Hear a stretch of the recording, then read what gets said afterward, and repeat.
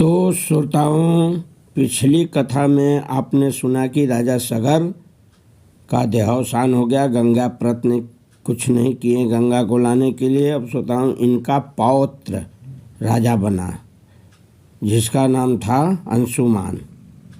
श्रोताओं, ये भी 30,000 वर्ष तक राज्य किए, लेकिन गंगा प्रश्न का लिए कोई जो है उपाय नहीं कर सके। उसके बाद श्रोताओं, राजा बने दिलीप, अंशुमान के लड़के दिलीप हुए। ये भी श्रोताओं 30,000 वर्ष तक राज्य किए। ये भी जो है शरीर छोड़ दिए, लेकिन गंगा प्रश्न के लिए कोई खास प्रयास नहीं किए।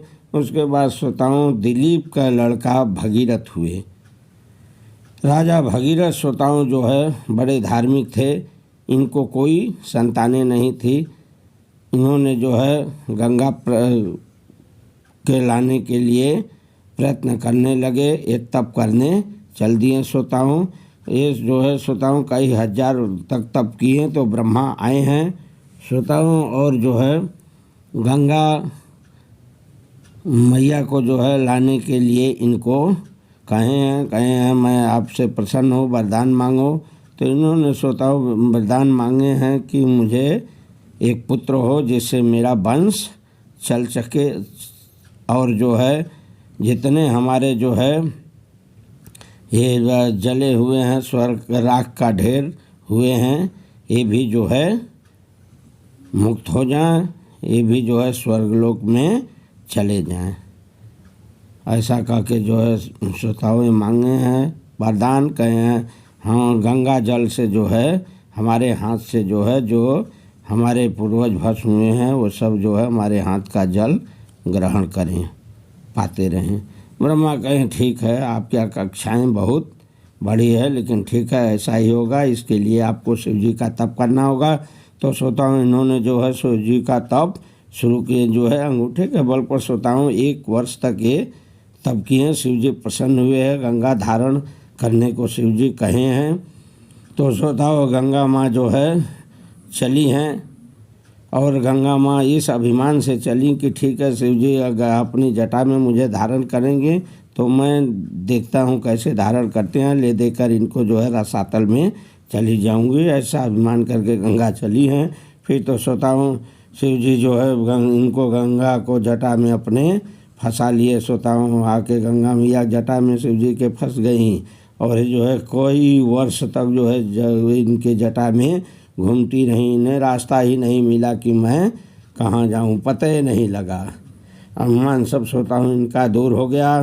फिर तो श्रोताओं इधर सब घबराने लगे। फिर से तप किए जो है भगीरथ और देवता भी, तो शिव जी प्रसन्न हुए हैं और गंगा के एक बूंद श्रोताओं छोड़े हैं, जिससे जो है 7 धारा निकली। श्रोताओं 3 धारा जो है पूरब, 3 धारा पश्चिम, और एक 7वीं धारा जो है वो श्रोताओं पृथ्वी पर आई, जिसको जो है भगीरथ पकड़े हैं। भगीरथ जो है श्रोताओं आगे आगे चल रहे हैं, और जो है पीछे पीछे गंगा मैया चली हैं। जो श्रोताओं जैसे जैसे गए हैं वैसे वैसे जो है ये चल रही हैं श्रोताओं, और आए हैं पृथ्वी पर। ये चल रहे हैं।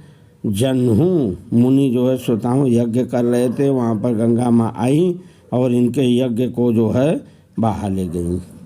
फिर तो श्रोताओं जन्हू ऋषि जो है क्रोधित हो गए, और इतने भयानक क्रोधित हुए कि ये जो है पूरा जल ही पी गए। अब तो श्रोताओं मचा हाहाकार। फिर सब घबराने लगे, हाय गंगे हाय गंगे। फिर तो सब लगे जो है तप करने जन्हू ऋषि की। फिर तो ये जो है प्रसन्न हुए और गंगा माँ को छोड़े हैं, और इस तरह से गंगा का दूसरा नाम जाह्नवी पड़ गया श्रोताओं तभी से।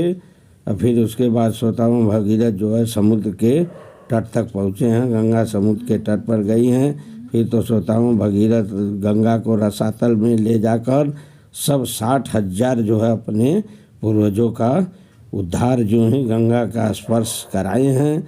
सबका उद्धार हो गया। सब जो है श्रोताओं स्वर्गलोक को गए हैं।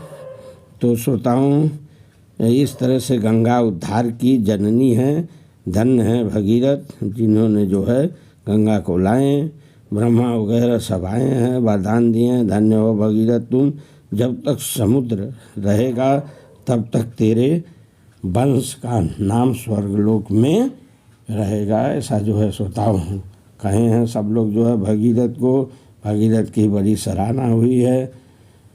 बोलिए जो है राजा भगीरथ की जय। तो श्रोताओं इस तरह से जो है गंगा माँ पृथ्वी पर आई हैं और सबका उद्धार तभी से कर रही हैं। यहीं पर कथा जो है श्रोताओं समाप्त होती है। अब अगली कथा आपको श्रोताओं राजा जनक की उत्पत्ति के बारे में बताया जाएगा। तब तक के लिए बोलिए परमपिता परमात्मा श्री रामचंद्र भगवान की जय।